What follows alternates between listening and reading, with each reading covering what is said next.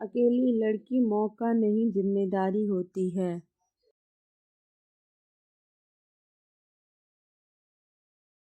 तकरीबन 11:30 बजे ऑफिस से निकलकर मैं अपनी बाइक से घर की ओर बढ़ रहा था। रात के सन्नाटे में सड़क खाली थी और हवा में हल्की ठंडक थी। कुछ ही दूर चला था कि मेरी नजर सड़क किनारे खड़ी एक लड़की पर पड़ी। उसने सलवार सूट पहना हुआ था और मदद के लिए इशारा कर रही थी। मैंने तुरंत बाइक रोकी, लेकिन तभी एक ऑटो वहां से गुजर गया। मैंने कहा, जी कहिए, क्या हुआ? वो गुस्से से बोली, मैंने ऑटो को रुकने का इशारा किया था। बड़ी मुश्किल से मिला था और आपकी वजह से वह भी चला गया। उसकी बात सुनकर मुझे बुरा लगा। मैंने महसूस किया कि मेरी गलती से वो मुश्किल में पड़ गई थी। मैंने तुरंत माफी मांगी और पूछा कि क्या वह लिफ्ट लेना चाहेंगी, लेकिन उसने गुस्से में साफ इनकार कर दिया। मैंने फिर कहा, देखिए, रात काफी हो चुकी है और आप अकेली हैं। इस वक्त यहाँ रुकना सुरक्षित नहीं है। लेकिन वह अपनी जगह पर अडिग रही। मैंने सोचा कि शायद मुझे उसे छोड़कर चले जाना चाहिए, लेकिन मन में एक अजीब बेचैनी थी। अगर कुछ गलत हो गया, तो मैं खुद को कभी माफ नहीं कर पाऊंगा। मैंने फैसला किया कि जब तक उसे कोई और सवारी नहीं मिल जाती, मैं वहीं खड़ा रहूंगा। ठीक है, मैंने कहा, जब तक आपको ऑटो नहीं मिलता, मैं यहीं दूर खड़ा रहूंगा। यह मेरी जिम्मेदारी है। उसने मेरी बात का कोई जवाब नहीं दिया। करीब आधा घंटा और बीत गया। घड़ी ने 12 बजा दिए। मैंने दोबारा उससे कहा, देखिए, यहाँ खड़े रहने से कोई फायदा नहीं है। अगर आप चाहें तो मैं आपको लिफ्ट दे सकता हूँ। अब तक हम आधा रास्ता तय भी कर चुके होते। लेकिन उसने मेरी बात को अनसुना कर दिया। मुझे समझ नहीं आ रहा था कि क्या करूँ। मैं उसे अकेले छोड़ना नहीं चाहता था, लेकिन ये भी समझता था कि वह एक अनजान व्यक्ति पर भरोसा नहीं कर सकती। तभी मेरे मन में एक विचार आया। मैंने कहा, देखिए, मेरे घर में भी आपकी उम्र की एक छोटी बहन है। आप भी मेरी बहन जैसी हैं। मुझे इस वक्त आपको यहाँ अकेला छोड़ने में बहुत डर लग रहा है। कृपया मेरी बात मान लीजिए। उसके चेहरे पर थोड़ा डर का भाव आया, लेकिन उसने फिर भी मना कर दिया।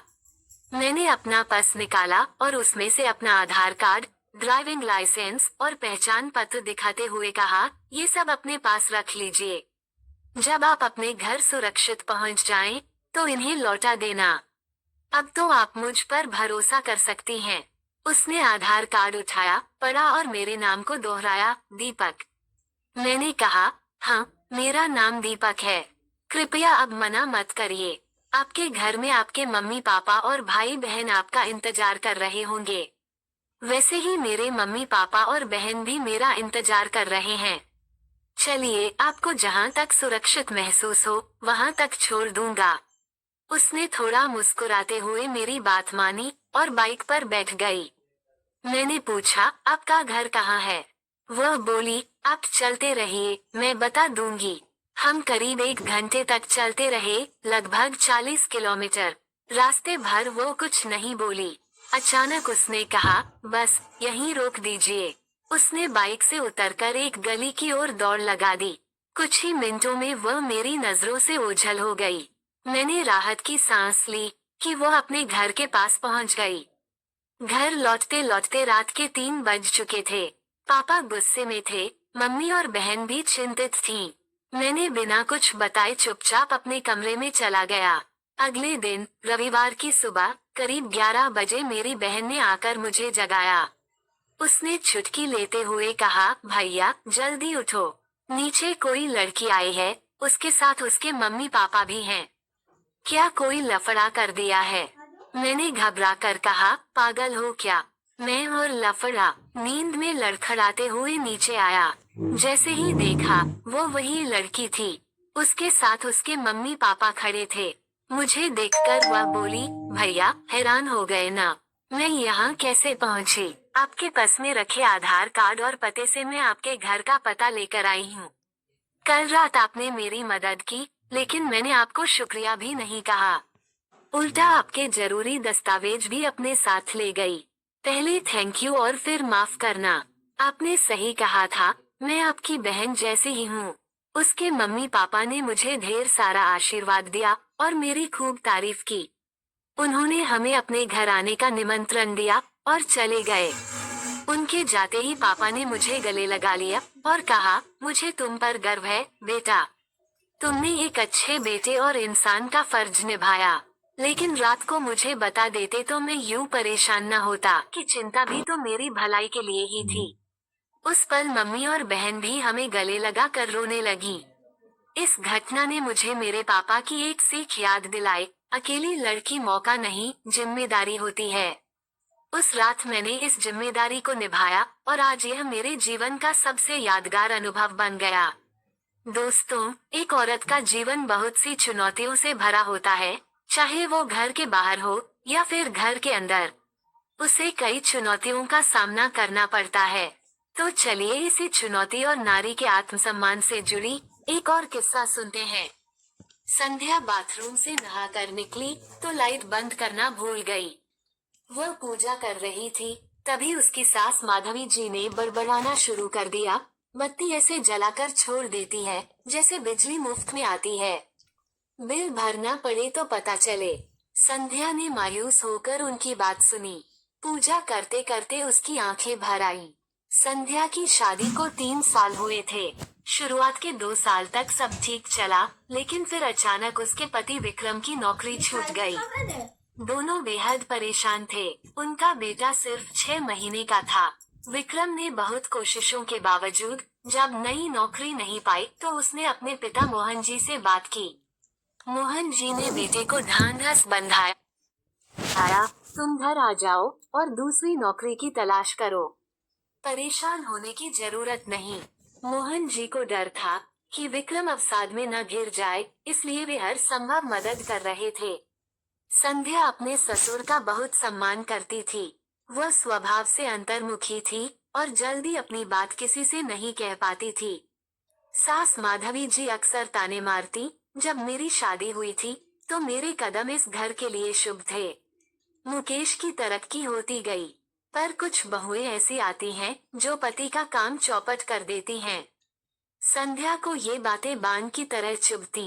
कभी माधवी जी कहती, अरे तुम्हारे पास पैसे तो होंगे नहीं, चलो मैं देती हूँ। वैसे भी अब तो घर का खर्च 2 गुना हो गया है।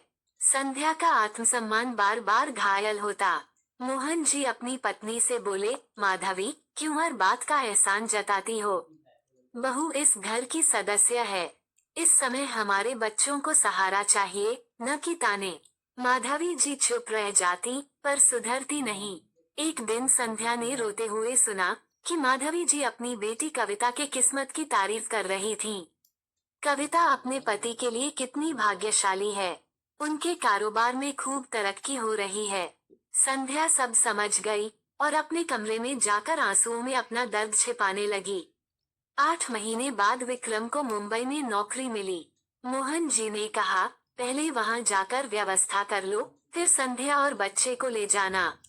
कुछ दिनों बाद विक्रम ने फोन किया, संध्या सब ठीक है, मैं 1 हफ्ते में तुम्हें लेने आ रहा हूँ। इसी बीच कविता अपनी बेटी के साथ मायके आई। माधवी जी बहुत खुश हुई, लेकिन कविता के चेहरे की उदासी देखकर चौंक गईं। पता चला कि कविता के पति को व्यापार में बड़ा घाटा हुआ है। 3 शोरूम बिक चुके हैं और बचे हुए 2 घाटे में चल रहे हैं। कविता ने रोते हुए कहा, सासू माँ हर वक्त ताने मारती हैं और एहसान जताती रहती हैं। मेरा आत्मसम्मान चूर चूर हो गया है। माधवी जी को ये सुनकर गहरा धक्का लगा। उन्होंने कहा, तुम्हारी सास को समझ नहीं है, ऐसे समय में सहारा देना चाहिए, तानों से क्या हासिल होगा। संध्या ने ये सुनकर कहा, मम्मी आपकी बेटी के लिए इतनी सहानुभूति अचानक कहाँ से आ गई? जब मैं इसी हालात से गुजरी थी तब आपने क्यों नहीं सोचा कि मुझे और आपके बेटे को भावनात्मक सहारे की जरूरत है? संध्या की बात सुनकर माधवी जी चुप हो गईं। मोहन जी ने कहा, माधवी याद रखो कि समय बलवान होता है। आज कविता का दुख देखकर तुम्हारा दिल पिघल गया, लेकिन जब यही दुख तुमने संध्या को दिया तब तुम्हारा दिल क्यों नहीं कांपा? माधवी जी को अपने किए पर गहरी आत्मग्लानि हुई। उन्हें लगा कि उनकी बहू के साथ किए गए व्यवहार की भरपाई अब उनकी बेटी कर रही है। माधवी जी ने मन ही मन निश्चय किया कि अब वे अपनी